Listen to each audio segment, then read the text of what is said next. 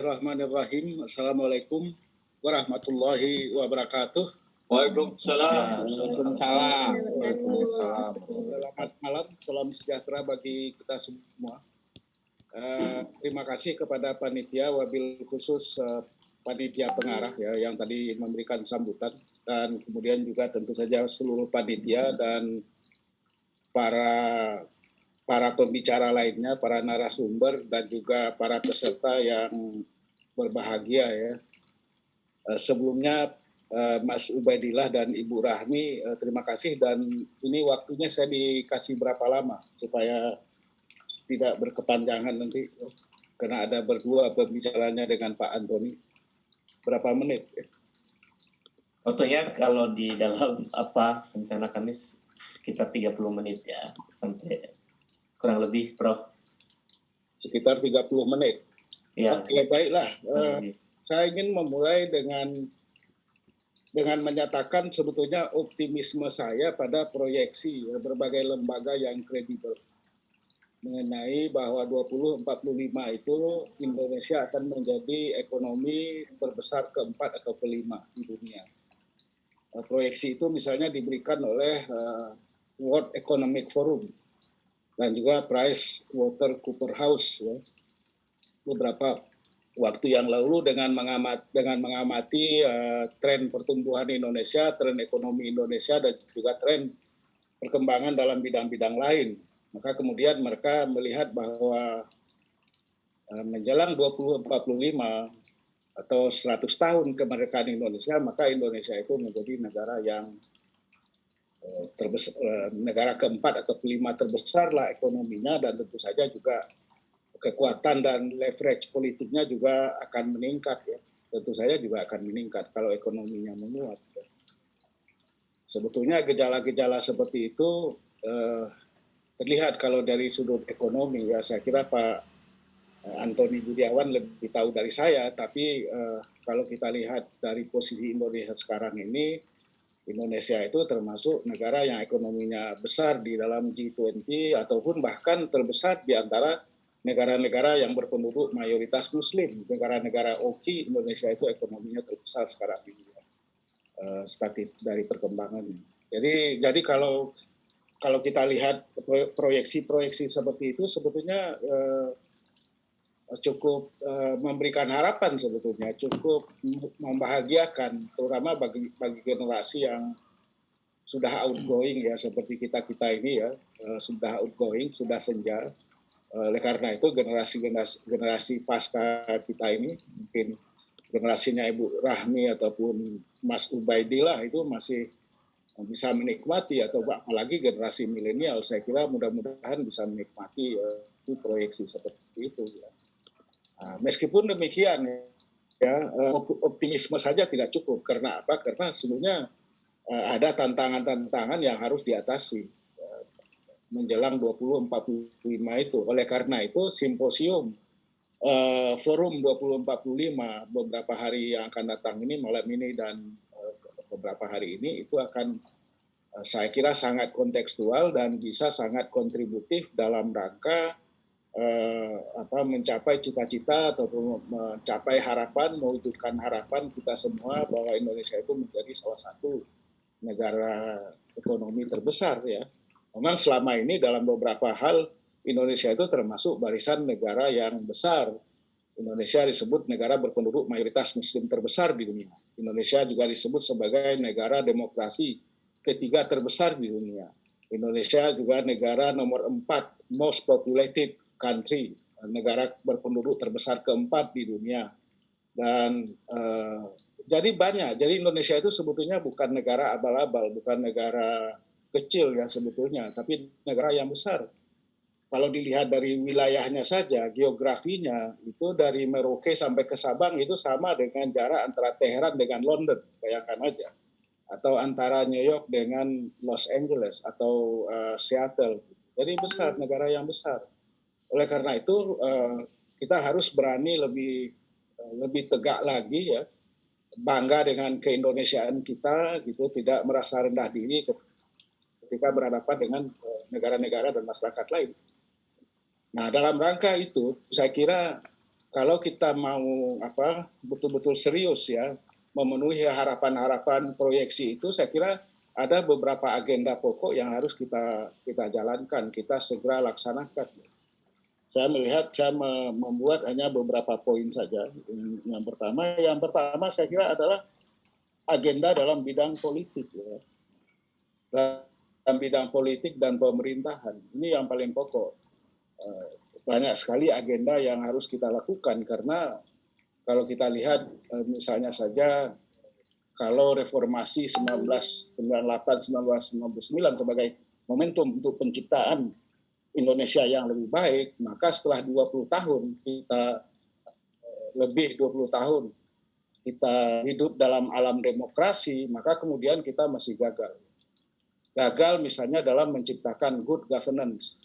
Kita nggak mungkin mencapai kemajuan kalau misalnya korupsi masih merajalela, KKN merajalela, korupsi, kolusi, dan nepotisme itu masih merajalela, bahkan semakin rampant, semakin meluas kemana-mana. Kita udah tahu lah, pada saat yang sama kemudian juga lembaga pemberantasan korupsi, dalam hal ini KPK juga mengalami pelemahan yang jelas sekali. Jadi sudah banyak penelitian, sudah banyak survei, sudah banyak pendapat umum yang mengatakan bahwa KPK semakin tidak bisa diharapkan untuk memberantas korupsi. Jadi saya kira kalau pemerintahan kita masih dipenuhi oleh KKN, maka tidak tercipta, belum terbentuk juga good governance yang bersih dari kolusi dan korupsi dan nepotisme. Saya kira kita akan susah untuk bisa mencapai tujuan-tujuan yang lebih besar, tujuan-tujuan yang lebih tinggi pada 2045 nanti. Ya. Itu. Jadi ini yang pertama, saya kira agenda yang mendesak penciptaan good governance, pemerintahan yang baik, yang bersih dari KKN. Ya. Kita mengharapkan kalau kita ingin menciptakan good governance dan bersih dari KKN, maka saya kira kuncinya itu adalah political will dari pejabat-pejabat tinggi kita ini, sejak dari atas sampai ke bawah. Itu harus betul-betul menunjukkan political will-nya untuk memberantas korupsi. Jadi tidak hanya sekedar memberikan gimmick ataupun lip service bagi pemberantasan korupsi. Itu yang pertama. Yang kedua, saya kira juga kita memerlukan kembali rekonsolidasi demokrasi, konsolidasi demokrasi. Jadi dalam 2 atau 3 tahun terakhir ini sudah banyak penilaian dari lembaga pemantau demokrasi, baik di dalam maupun di luar negeri, para peneliti, para pengamat mengenai pertumbuhan demokrasi, baik dari kalangan kita sendiri maupun dari kalangan asing, yang melihat bahwa demokrasi kita ini mengalami setback, mengalami decline, mengalami regresi, ya, apapun istilahnya. Ya. Itu hampir sepakat ya, mengalami regresi. Apa alasannya? Pertama, saya kira salah satu yang paling pokok di dalam demokrasi itu kebebasan berserikat, kebebasan bersuara, kebebasan menyampaikan aspirasi itu berkurang. Semakin berkurang, semakin menyempit ya. Semakin menyempit, orang yang menyampaikan aspirasinya, menyampaikan kritiknya itu menjadi sasaran mungkin dari doxing, mencari sasaran dari buzzer dan macam-macam. Dan bahkan juga kita membaca laporan terakhir kemarin dirilis oleh SMRC, semakin banyak orang Indonesia, lebih dari separuh orang Indonesia itu semakin takut menyampaikan pendapatnya. Apalagi menyampaikan kritik, menyampaikan pendapatnya aja sudah takut, sudah ngeri, ya kan. Jadi ada situasi yang mencekam ya di dalam masyarakat kita, sehingga kemudian kita seolah-olah kembali ke dalam apa yang pernah disebut ya pada zaman Orde Baru dulu, zaman Pak Harto, sebagai Orwellian State, negara Orwellian ya, di mana gerak-gerik kita, pembicaraan kita itu semuanya dipantau, semuanya dideteksi, semuanya diikuti, sehingga kemudian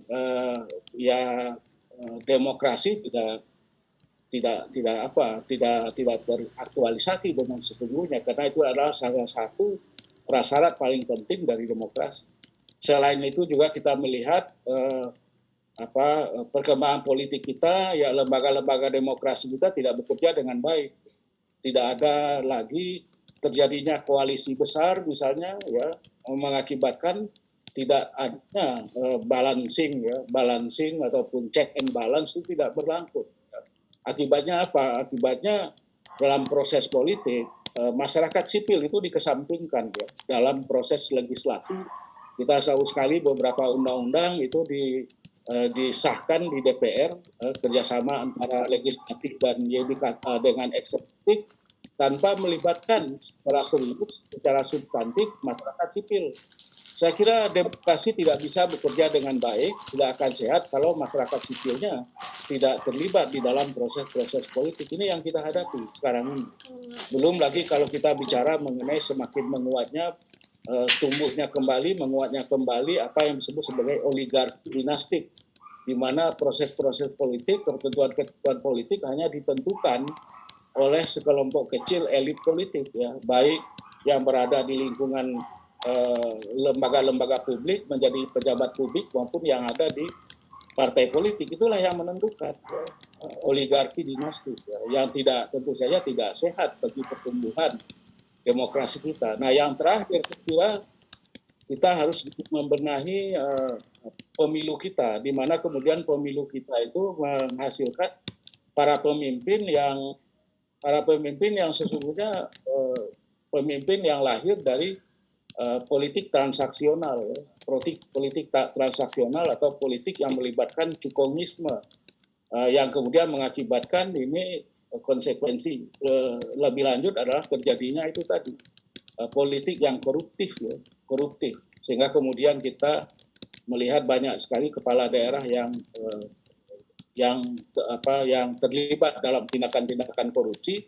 Walaupun dalam 2 tahun terakhir ini jarang kita menemukan ataupun mendapatkan berita atau menyaksikan kepala-kepala daerah yang terkena OTT. Ya ada 1-2, tapi tidak sebanyak masa KPK masa yang lalu, masa sebelum terjadinya perubahan undang-undang KPK itu. Nah, jadi dalam bidang politik, saya kira ini agenda-agenda yang harus kita kerjakan. Ya. Sebab kalau tidak ada upaya untuk perbaikan, ya, pengembangan keadaan politik seperti ini, tidak ada upaya serius untuk pembangunan penciptaan good governance, pembangunan kembali rekonsolidasi demokrasi dan seterusnya itu, maka kemudian saya kira Indonesia bisa meluncur ke dalam sistem dan praktek politik yang tidak kondusif untuk tujuan-tujuan yang lebih besar, tujuan-tujuan yang lebih tinggi. Nah, yang kedua, saya kira yang terkait dengan kehidupan sosial budaya. Saya kira kehidupan sosial budaya kita juga mengalami masalah dalam beberapa waktu terakhir ini. Kehidupan sosial budaya kita terganggu karena terjadinya disrupsi. Ada disrupsi karena kemajuan teknologi komunikasi misalnya, ya kan, dengan kemunculan kemunculan katakanlah informasi instan, teknologi komunikasi, kemudian media sosial dan lain sebagainya yang kemudian menimbulkan banyak sekali disrupsi di dalam kehidupan publik, kehidupan masyarakat kita. Selain itu juga kehidupan sosial budaya kita mengalami disrupsi karena terjadinya wabah pandemi yang sangat luas, yang saya kira kemudian mempengaruhi kehidupan ekonomi. Ya. Saya tidak tahu, mungkin saya kira Pak Antoni lebih ahli dalam ini dan memang bidang beliau yang nanti kita harapkan lebih banyak berbicara bagaimana keadaan ekonomi Indonesia yang menurut saya tidak terlalu menguntungkan, ya. Pada satu pihak kita mengalami krisis ekonomi, semakin banyak yang menganggur, semakin banyak yang miskin, tapi pada saat yang sama juga masih dilakukan juga proyek-proyek mercusuar, ya, yang tidak banyak manfaatnya untuk kepentingan kesejahteraan umum sekarang ini. Termasuk salah satunya yang saya kira yang kita persoalkan itu, yang kita lihat itu tidak relevan sebetulnya, tidak tepat waktu, itu misalnya pembangunan ibu kota negara misalnya, yang masih terus berlanjut. Sampai kemarin ada media nasional menurunkan edisi khusus mengenai ibu kota negara, ya.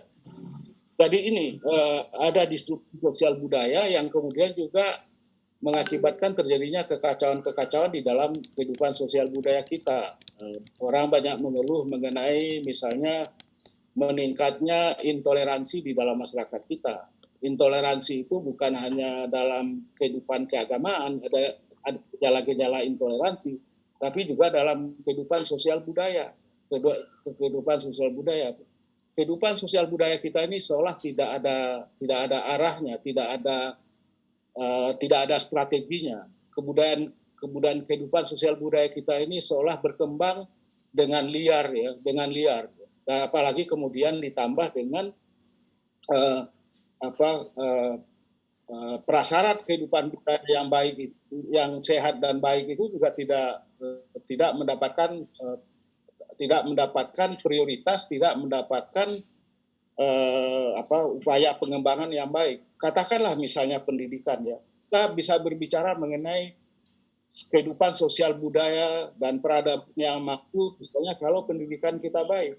Nah, kita tahu bahwa pendidikan kita ini dalam beberapa tahun terakhir ini tidak baik. Ya. Pendidikan tinggi kita atau pendidikan sejak dari tingkat dasar sampai menengah dan sampai pendidikan tinggi itu dibelenggu oleh birokrasi. Apalagi perguruan tinggi. Perguruan tinggi kita itu hampir tidak bergerak sama sekali. Karena apa? Belenggu birokrasi dari kementerian ya itu sangat kuat. Sehingga kemudian kita susah mengharapkan dari perguruan tinggi itu muncul orang-orang yang bisa memainkan peran sebagai penerang jalan ataupun sebagai pembawa obor bagi masyarakat kita yang mengalami disrupsi itu. Jadi ini saya kira susah. Kita tidak mungkin berbicara maju kalau pendidikan kita masih seperti itu.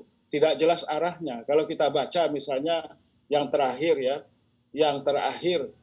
apa yang disebut sebagai peta jalan pendidikan Indonesia 2035,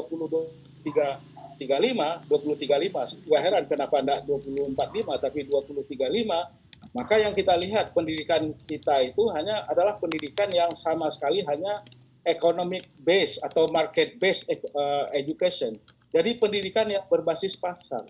Jadi pendidikan bukan lagi sebagai public good ya, sebagai kebajikan publik untuk selain membentuk warga Indonesia, anak muda Indonesia yang memiliki pengetahuan dan keterampilan, kecakapan, tapi juga memiliki kepribadian, memiliki karakter. Nah, ini nggak kelihatan karena apa? Karena paradigma yang mau dikembangkan di dalam peta jalan itu adalah market-based education. Nah, ini bagaimana kita ke depan? Ya, nggak mungkin kita dengan pendidikan model begitu itu akan bisa mencapai kemajuan. Apalagi kemudian pendanaan pendidikan kita itu tidak memadai.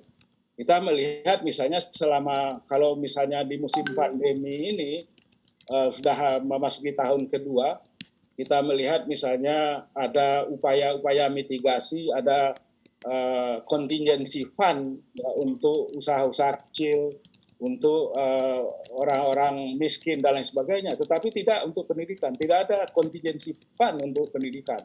Ya. Pendidikan itu tidak ada, terabaikan sama sekali. Jadi gimana kita mau bicara tinggi-tinggi kalau pendidikan tingginya seperti itu? Apalagi kalau kita misalnya mau bicara mengenai riset, mengenai inovasi, ya kan? Pemerintah memang membuat sebuah lembaga inovasi baru, ya, riset baru namanya BRIN, Badan Riset dan Inovasi Nasional.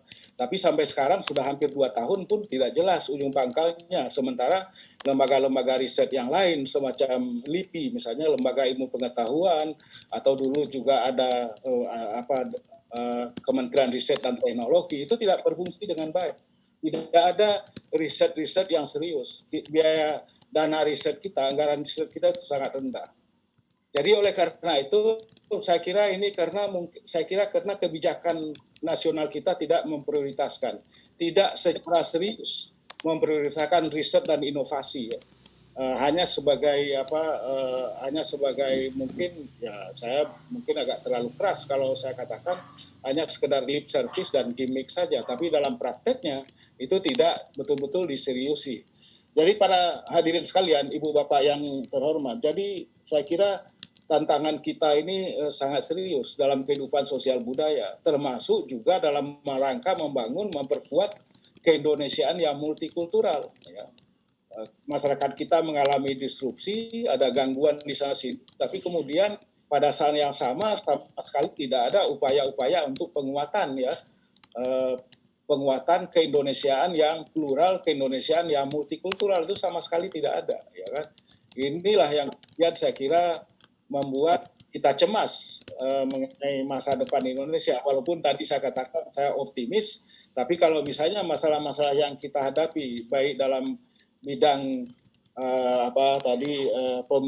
politik dan pemerintahan, juga dalam kehidupan sosial budaya, termasuk dalam kehidupan sosial budaya itu adalah penguatan misalnya keberagamaan dan spiritualitas yang moderat, yang menempuh jalan tengah, misalnya tidak diperkuat, tidak diseriusi oleh berbagai pihak, berbagai pemangku kepentingan, maka kemudian kita mungkin akan terjerumus ke dalam situasi yang kacau balau gitu dalam sudut sosial keagamaan.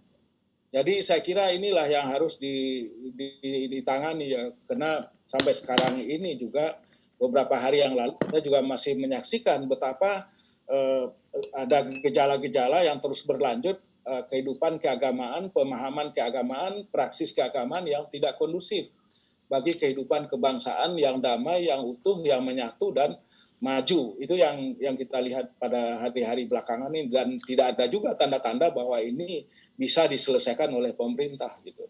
Saya kira demikian Bapak dan Ibu, beberapa catatan saya mengenai apa yang harus kita siapkan menjelang 2045. Mudah-mudahan diskusi-diskusi kita, sidang-sidang paralel nanti akan bisa memberikan rekomendasi-rekomendasi ya kepada pemerintah untuk bisa dilaksanakan, dan bukan hanya pemerintah tapi seluruh stakeholder lah, seluruh pemangku kepentingan yang ada di tanah air kita ini. Demikian, terima kasih. Assalamualaikum warahmatullahi wabarakatuh. Waalaikumsalam warahmatullahi wabarakatuh. Terima kasih Prof. Azumati Azra. Luar biasa, dalam waktu hampir 30 menit kita mendapatkan daging semua.